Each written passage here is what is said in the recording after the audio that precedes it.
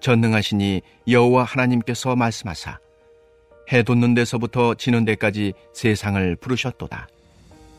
온전히 아름다운 시온에서 하나님이 빛을 비추셨도다. 우리 하나님이 오사 잠잠하지 아니하시니 그 앞에는 삼키는 불이 있고 그 사방에는 광풍이 불리로다.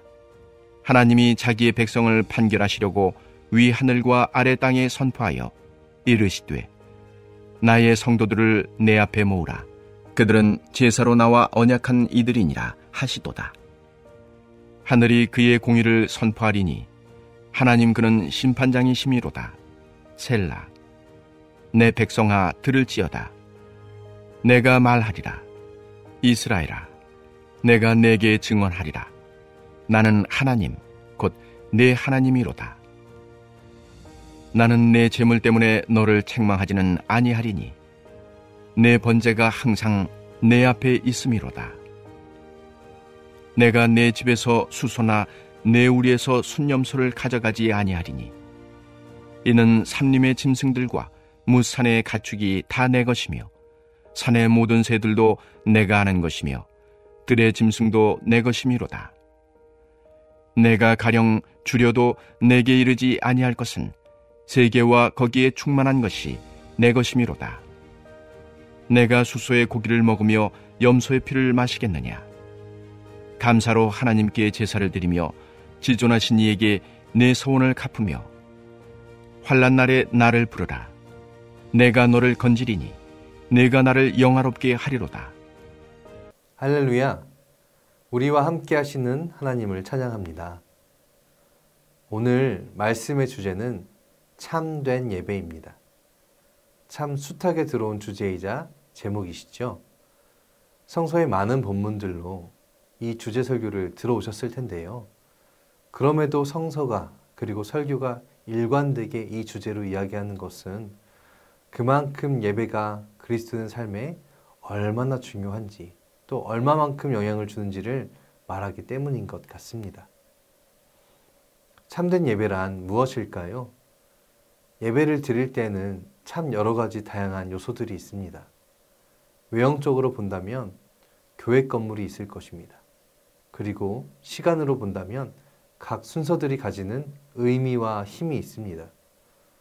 모이는 사람들도 중요할 것이고 보다 거룩하게 드려지기 위한 여러 가지 준비가 필요합니다. 그러나 성서가 말하는 참된 예배라는 것은 이러한 것들에 대한 것일까요? 아니라면 그것은 무엇을 뜻하는 것일까요? 이미 답은 우리 안에 내려져 있습니다. 마음으로 드리는 예배. 네, 이것입니다. 예배란 어떤 의식과 어떤 모양과 어떤 준비물로 드려지는 것이 아니라 마음, 중심으로 드려야 합니다. 그것이 예배에 있어서 가장 중요한 것입니다. 어떤 제의나 예식에 있어서 중요하게 여겨지는 것, 특히나 현대에 들어서는 사람이 집중할 수 있는 장소, 음향, 시각효과 등 종교적 신미성을 굉장히 중요하게 생각하는데요.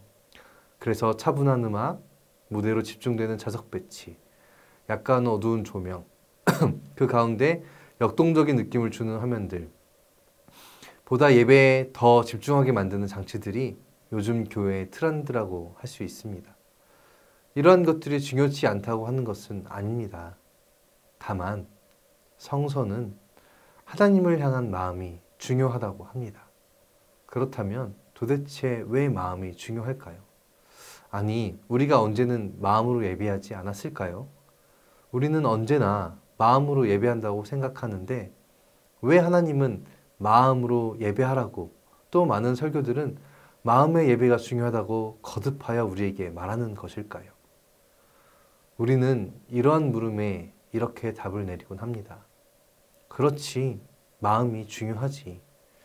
그런데 한편으론 예배에 중요한 그것이 왜 마음일까에 대해서는 생각지 못했던 것 같습니다. 마음이 중요한 이유가 뭘까요? 그것은 우리의 삶과 관련되어 있기 때문입니다. 어떻게 사는가? 어떤 모습으로 사는가? 어떤 지향점을 가지고 사는가? 어떤 생각과 가치관으로 살아내고 있는가? 네, 어떤 모양으로 사는가가 곧 마음이 어떤 모양인가를 뜻하기 때문입니다. 무슨 말이냐면 교회에 열심히 다니는, 예배도 빠짐없이 다니고 기도도 통성으로 하고 찬양도 제일 크게 부르고 봉사도 최선을 다하는, 그러나 하나님 없이 사는 사람이 있습니다. 정말 열심입니다. 교회에서는요. 그러나 교회 출입문 나서서 집에 돌아가는 차를 타자마자 양보도 안 해주고 급출발, 급정거에 클락션은 얼마나 세게 누르는지요. 이뿐이겠습니까? 우리는 이런 사람을 과연 예배를 잘 드린 사람의 모습이라고 생각할 수 있을까요? 삶과 예배는 분리될 수 없다고 하지만 분리된 사람은 숱하게 많습니다. 삶 따로, 예배 따로인 것이죠. 그러니 마음의 예배는 삶에서 먼저 살아내지 않으면 교회에 잘 나온 것과는 무관하게 예배라는 것 자체가 성립되지 않을 수도 있습니다. 그러니 중요한 것이 무엇이겠습니까? 바로 마음의 예배는 삶으로 먼저 드려야 한다는 것입니다. 오늘 본문인 시편 50장은 아삽의 시입니다. 마음으로 드리지 않는 이스라엘의 제사를 보며 다시 그들이 하나님께 돌아설 것을, 먼저 삶으로 하나님께 예배드려야 하는 것을 시를 통해 권고하고 있습니다. 아삽은 이 시의 첫 구절을 하나님이 어떤 분이신지 분명히 밝힙니다. 하나님은 전능하신 분이요, 부르시는 분이시다. 전능하신 하나님이 우리를 부르시는데요. 특별히 부르시는 곳이 어딘가 하면 재판장입니다. 하나님이 그곳으로 이스라엘 백성을 불러 재판관이 되셔서 심문하시는 것입니다. 그런데 생각해보면 전능하신 여호와 하나님이 한낱 민물에 불과한 죄인을 재판정으로 불러내실 필요는 없습니다. 그저 벌을 내리시고 멸하시면 됩니다. 그런데도 재판정에 소환하시는 이유는 무엇이겠습니까? 그것은 당신의 백성에게 재앙을 주시려는 게 아니라 은혜를 베풀려 하고 계심을 말해주는 것입니다. 우리를 심판하려는 하나님이 아니라 우리에게 기회를 주시고 은혜를 주시려는 하나님이심을 아삽은 알려주려 하는 것입니다. 이렇게 은혜를 베푸시는 하나님이 당신의 언약 백성이 무엇 때문에 법정에 불려 나왔는지를 알려주시려 말씀하십니다. 내 백성아 들을지어다. 내게 말하리라. 이스라엘아 내가 내게 증언하리라. 나는 하나님 곧 내 하나님이로다. 이 선언은 하나님과 언약 백성의 관계가 굉장히 인격적인 관계임을 말해줍니다. 따라서 재판의 이유는 잘잘못을 가리려는 것이 아님이 더욱 명확해집니다. 재판관으로서 제사나 재물 문제로 부르신 게 아니라 우리의 하나님으로서 다른 특정한 무언가를 말씀하시기 위해 부르신 것입니다. 이스라엘 백성은 제사의 형식만을 생각하며 제사를 드렸습니다. 그래서 좋은 재물, 숫소나 순념소를 바쳤지만 문제는 거기에 있지 않았습니다. 오히려 하나님은 온 세상의 모든 짐승이 나에게 속한 것인데 너희가 그것을 바친다 한들 내게 그것이 필요하겠느냐라고 반문하십니다. 이는 하나님께 바치는 제사이지만 오히려 하나님이 누구신지 모르며 드리는 제사, 하나님을 기만한 제사가 되어버렸습니다. 지금은 어떻습니까? 많은 사람이 예배의 횟수로 신앙을 인정받으려 하고 헌금의 액수로 헌신을 평가받으려 합니다. 그러나 그것들이 쌓여서 예배가 완성되지는 않습니다. 그보다 온전한 예배는 감사로 하나님께 제사를 드리며 지존하신 이에게 내 소원을 갚는 것입니다.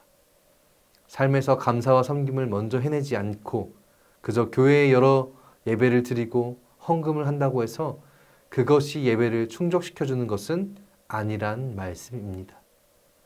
마태복음 5장 23절 24절에 예수님은 우리에게 이렇게 말씀하셨습니다. 그러므로 예물을 제단에 드리려다가 거기서 내 형제에게 원망 들을 만한 일이 있는 것이 생각나거든 예물을 제단 앞에 두고 먼저 가서 형제와 화목하고 그 후에 와서 예물을 드리라. 삶에서 하나님 앞에 바로 서지 못하면 아무리 좋은 재물을 드리더라도 하나님은 그것을 받지 않으시고 먼저 삶에서 바로 서야 한다라고 말씀하십니다. 바로 삶과 신앙이 결합된 참 예배가 어떻게 드려져야 하는지에 대한 명확한 답입니다. 감사로 하나님께 제사를 드리며 지존하신 이에게 내 소원을 갚는 것은 바로 삶에서 이루어지는 것들입니다. 삶과 신앙, 예배와 삶이 분리되지 않는 것은 하나님의 뜻을 이루며 살아가고 있는가, 그렇지 않는가로 판단되어집니다.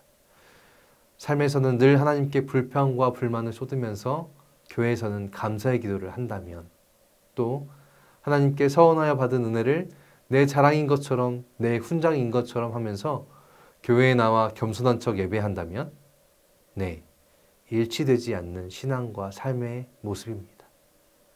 우리는 어떤 예배를 드리고 있습니까? 마음의 예배라고 하니 그저 예배 시간에 감사합니다만 연신 외치고 있지는 않은지요.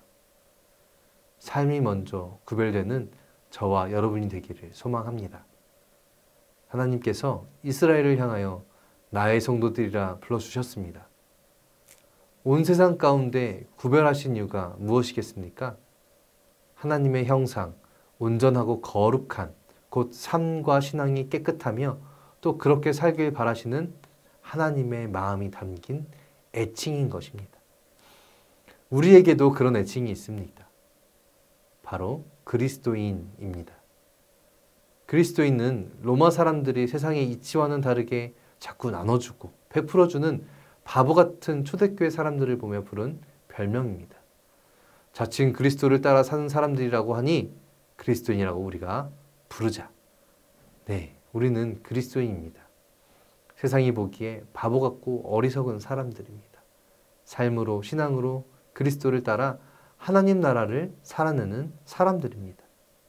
나 먹고 살기도 퍽퍽한 세상에서 자꾸 가난하고 배고프고 아픈 사람들을 돌보며 먹을 것을, 입을 것을 나눠주는 정말로 바보 같은 사람들, 그리스도인이 바로 우리입니다. 마찬가지로 삶은 그리스도인처럼 살지 않고 예배만 잘 드리는 그리스도인은 옳은 것일까요? 사랑하는 전주 안디옥 그리스도인 여러분, 삶에서 먼저 하나님을 예배하시길 소망합니다. 삶에서 먼저 하나님께 감사하시기 바랍니다. 삶에서 먼저 나의 신앙을 드러내시기 바랍니다. 삶을 그렇게 살아낸 후 드리는 예배는 그 어떤 예배보다 아름답고 존귀한 예배일 것입니다. 우리가 그리스도인의 삶을 살아내면서 그래서 오는 역경과 시련과 고난 중에 그때 드리는 예배 속에 우리가 하나님을 부르면 하나님은 어떻게 응답하실까요? 함께 15절을 읽겠습니다. 환난 날에 나를 부르라. 내가 너를 건지리니 내가 나를 영화롭게 하리로다. 아멘. 우리 모두에게 이 은혜가 있기를 소망합니다.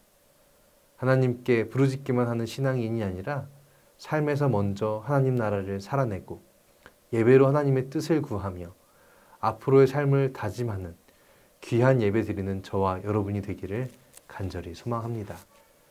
그때에 우리의 삶과 신앙의 모습으로 하나님은 기뻐하시고 우리를 건지셔서 하나님을 영화롭게 하는 존재들로 만들어 가실 것입니다. 우리 모두 참된 예배, 참 그리스도인을 살아내시길 마지막으로 축원합니다. 이 시간 함께 기도하길 소망합니다. 우리의 예배는 어떤 예배였습니까? 마음을 다하지 않고 형식만 갖추고 구실만 갖춘 예배는 아니었을까? 이 시간 이렇게 기도합시다.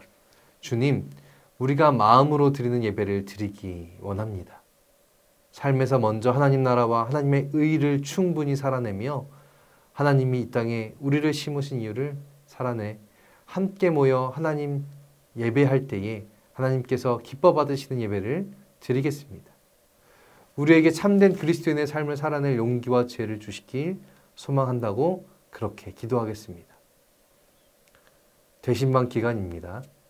이 신방을 통하여서 많은 그리스도인들이 가정에서 하나님을 만나고 하나님의 평안을 누리며 참 기쁨으로 가정이 풍성해지도록 위에서 기도하겠습니다. 또한 사순절입니다. 주님의 고난을 기억하며 기쁜 마음으로 고난에 동참하겠노라고 기도하겠습니다. 마지막으로 안식년 중에 계시는 오성준 담임 목사님을 위해 기도하겠습니다. 참된 안식과 평안을 누리시길, 주님의 은혜로 하나님의 마음과 그 뜻이 충만해지시길 위해서 기도하겠습니다.